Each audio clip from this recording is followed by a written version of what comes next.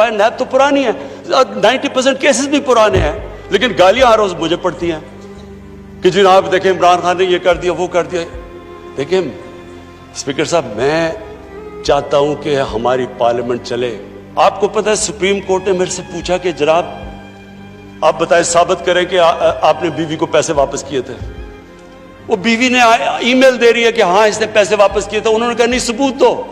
ये कभी हुआ ही नहीं है ऐसे कि वो बीवी कह रही है पैसे, वो कहते नहीं। बैंक स्टेटमेंट्स निकाल के दी 15 साल पुरानी, जो मेरा ट्रांजैक्शन बीवी के साथ था।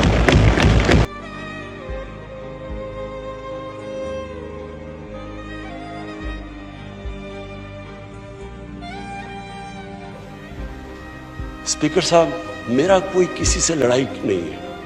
मैं पहले दिन से जब यहां आया हूं, तकरीर नहीं करने दी मुझे। जब मैं बात करता हूं शोर मचता है, गलत बातें करती है। मेरी किसी से कोई लड़ाई है? मुझे इन सबको जो भी ये समझता है कि ये मैं किसी से लड़ाई की वजह से या कोई मैं अपने दुश्मनियां किसी से हैं, मेरी कोई किसी से दुश्मनी नहीं है। मैं आज आपके सामने कह रहा हूं कि अगर पाकिस्तान के अंदर, हमारे मुल्क में अगर सही माने में अकाउंटेबिलिटी प्रोसेस ना चला, हम किसी सूरत इतना पैसा नहीं इकट्ठा कर सकते अपने बच्चों को तालीम देने के लिए, सेहत उनके इलाज करने के लिए, अस्पताल ठीक करने के लिए। हम आगे बढ़ ही नहीं सकते। जब एलीट करप्शन पे लगी हुई है, वो आप कैसे समझते हैं वो मुल्क तरक्की करेगा? हम जब आप किसी के ऊपर केस होता है, वो कहते हैं जी पॉलिटिकल विक्टिमाइजेशन है। मुझे ये बताएं कि मेरे ऊपर पॉलिटिकल विक्टिमाइजेशन नहीं थी।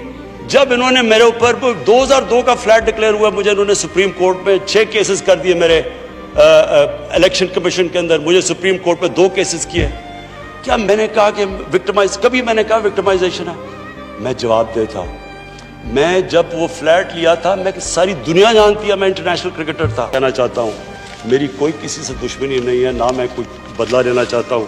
मैं सिर्फ ये बिलीव करता हूं कि हमारा मुल्क, अल्लाह ने इसको इतनी नेमतें दी हैं, अल्लाह ने इससे क्या क्या चीज़ें नहीं हमें दी, लेकिन जब तक इस मुल्क के अंदर रूल ऑफ लॉ मीन्स कि everyone is equal in front of law, जब तक रूल ऑफ लॉ और लीडरशिप की अकाउंटेबिलिटी नहीं होगी, हम भी वही सारे बनाना रिपब्लिक्स की तरह एक समुंदर होगा गरीबों का और थोड़े से अमीर लोग होंगे। शुक्रिया।